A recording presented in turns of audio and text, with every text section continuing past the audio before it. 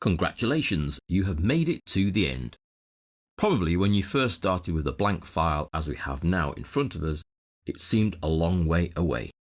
Well, you've worked your way through every lesson, every chapter and the whole title to get yourself to the end of Project 2013. We started with a blank canvas, an empty project file, and we slowly built up your skills and knowledge, moving into adding tasks and their duration, exploring all the possible durations, estimated durations, milestones and summary tasks. We soon moved on from adding all our tasks in to actually linking them together, and we explored the different links, the default, finish to start, the fairly common start to start and finish to finish, even the not so frequently used start to finish link. We looked at all the different ways of actually achieving these links and then the result that it gave us.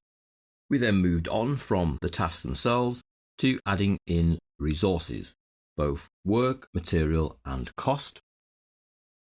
And we saw that we achieved that through the resource sheet, where you added all your resources in, but then you actually assign those resources so that you could see them in the Gantt chart listed in the entry column there, but also to the right of each of the taskbars that they apply to.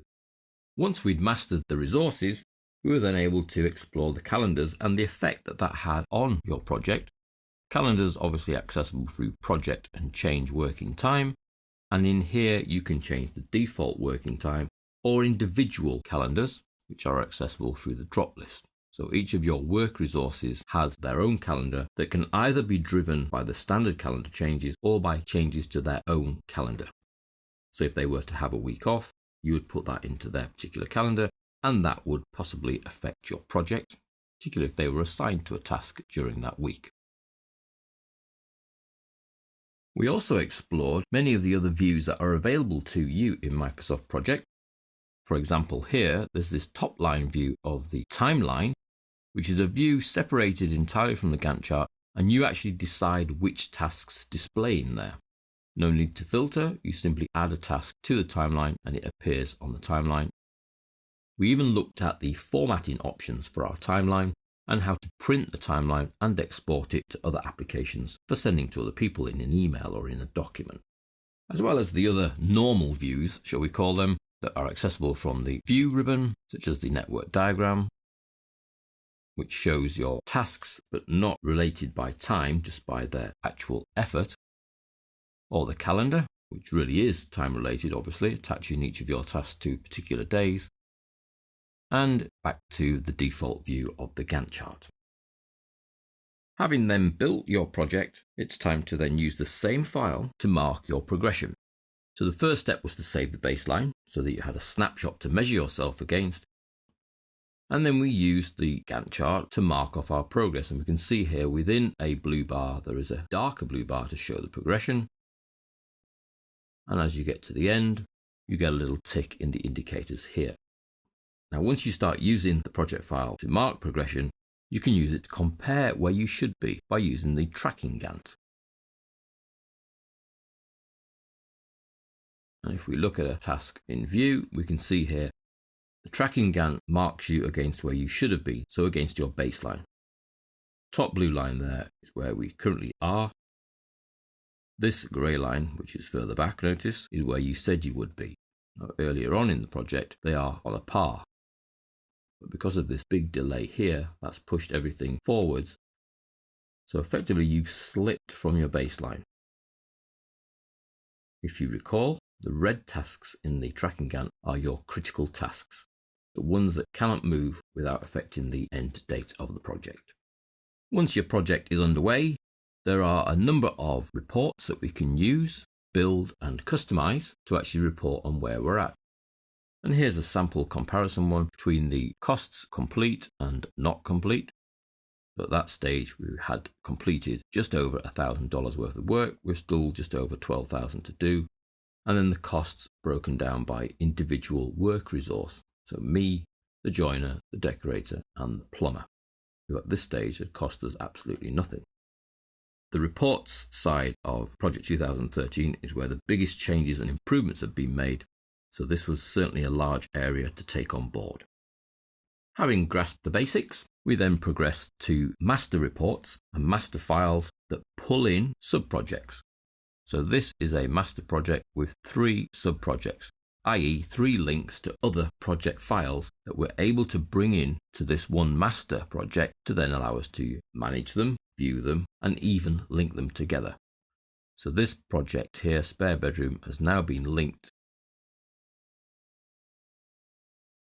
We can see in the predecessor is the full address there to take us to Joe's bedroom file and the actual task ID 29.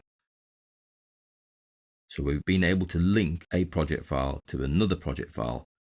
This was facilitated by the use of the master file. At that same stage, we also brought in and used the resource pool, so a single file of resources that were then able to be shared out through multiple project files. And then things took a turn for being more complicated and customized, with the ability to add in our own fields.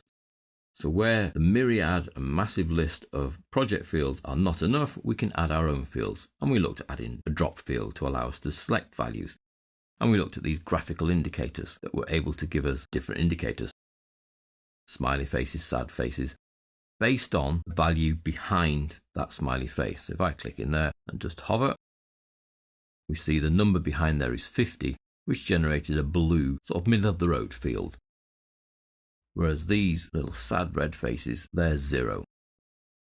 So we were actually measuring the progression, but giving a graphical indicator because people understand pictures so much faster and quicker than just raw numbers. We also introduced the idea of customized WBS codes. And we can see the column that's been added in this example here is MBA is that particular project summary, MBB is the prep room, and MBC is the furniture. And within there, they are subdivided into 1, 2, 3, 4, 5, 6, 7, 8, and 1, 2, 3, 4 to 10. So the WBS code was a reference that could then be used externally for further documentation or references to other projects even. And our final set of actions were to look at macros and how to record them and add them to your ribbons. So we created a customized ribbon, which we call macros, and added our macros as we felt fit. One of those to insert a recurring task of a 2-hour meeting, one to set up some formatting, and then one to reset a whole project. That is to take off all the constraints and link everything chronologically. Quite useful if you inherit a project off someone else. We also added in our own VBA in order to do a "Are you sure you want to run this macro?" type command, which was extremely useful to effectively control if the macro does get run.